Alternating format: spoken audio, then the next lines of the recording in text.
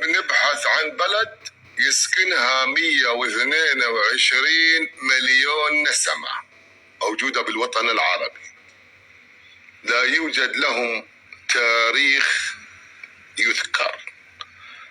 آخر معركة لهم بالسبعينات، وكانوا طبعا غير منتصرين، فلوا هربوا. مطربة تغني للجيش والجيش يرقص: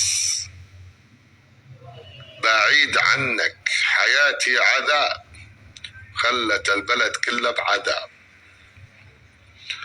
وش نستفيد منهم؟ وما هي فائدة 122 مليون نسمة قاعدين في بلد بالوطن العربي؟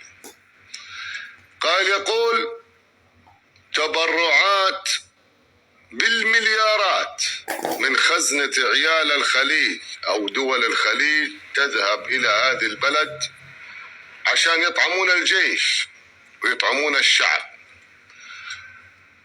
بلد جابت لنا الرقص 1:30، ورا ورا ورا سوسو أحلى مرة.